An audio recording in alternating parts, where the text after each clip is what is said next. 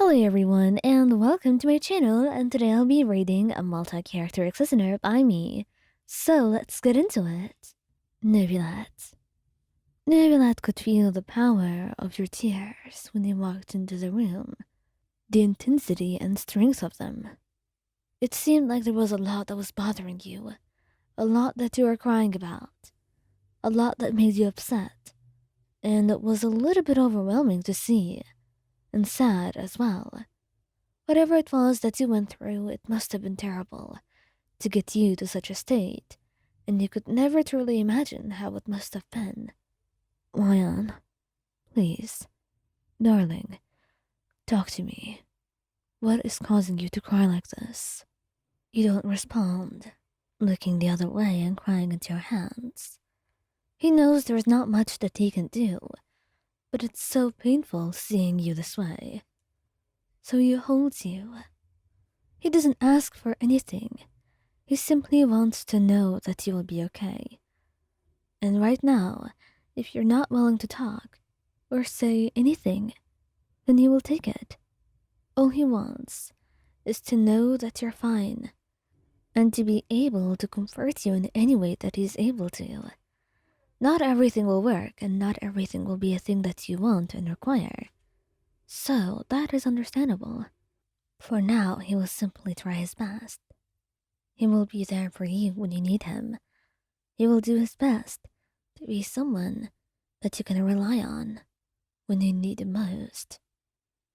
And so when you calmed down and he looked at you, he smiled, holding his hands. Thank you. I know that I refuse to talk. I know it may be difficult and a lot to deal with, but thank you for being able to stay with me and taking care of me when I need you, Neuvillette. I know I'm difficult, and I'm a lot to put up with, but I'm just so grateful that you're around. And I'm grateful that I have you too. Please, don't thank me for the bare minimum. It is the least that you deserve, Ryan. And that melted your heart. You knew that you would talk to him. You knew that it would be something that TV would talk about for a while. But right now, you just needed to be in his arms, to let it all out and relax for a little bit. And then you would tell him all the truth about why you cried in the first place. Because he's your partner, you at least owed him a little bit of the story. Lyney. Lyney was shocked to see you crying like this. He felt a little bit disappointed in himself, having not noticed whatever it was that was upsetting you sooner. He feels as though he should have, but he didn't, and right now, he just had to sit with the results of you being upset, crying, and sad. He held you, kissing your hands gently. Lion, what's going on? Please, you can talk to me, love. I don't want to talk, you said, through your tears, and you respected that. He respected your own privacy and the fact that you may not be wanting to talk to him at all. It was something that he had to reconcile himself with. It's alright. Whatever it is that happened, I promise you, it won't happen again, Lion. You're okay now, I promise, he said, and he stroked your hair gently, and slowly, you began to calm down as you cried into his chest. I'm sorry for crying on you like this, and I'm sorry for not wanting to talk. It's a lot, and I understand. I understand that you may not want to talk, and that's fine. I'm not entitled to whatever you want to say, or, have in your mind.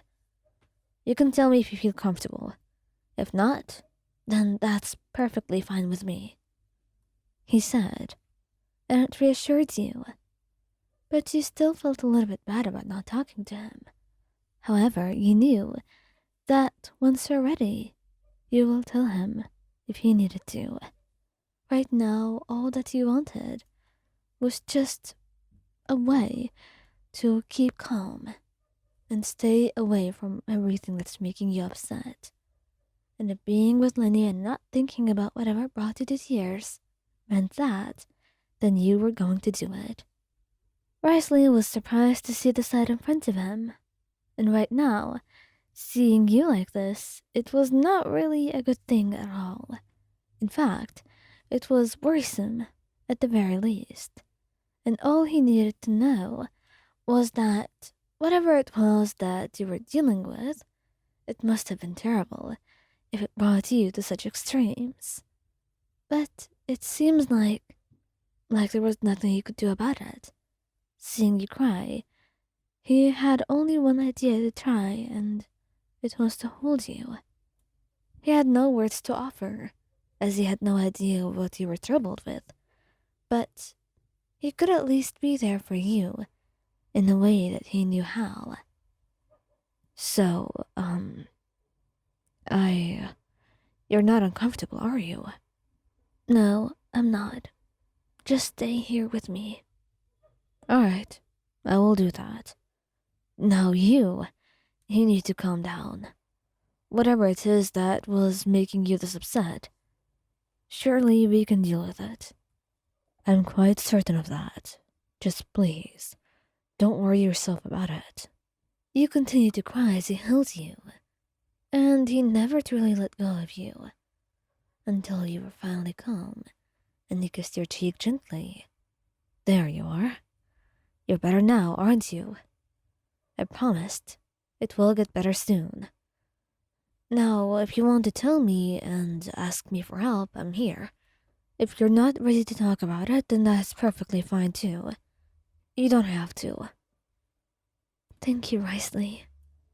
I'll tell you, but not right now. I'm feeling a little bit too overwhelmed. You said, but you still got up close to him. And he smiled, kissing your cheek. That's perfectly fine. Now, you can just relax. I'll get you something to eat. And maybe we can just spend the day together and have a break. You seem like you need that a lot. I do.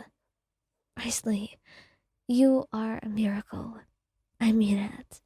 You said, despite the tears staining your cheeks, you still managed to smile at him. And he smiled right back. You were everything that he wanted and loved. And he was just simply relieved to have you with him, and to be able to love you, and to comfort you when he needed it.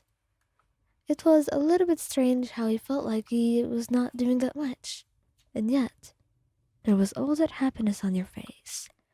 So it seems like he was doing a good job, and your approval was all that he really needed.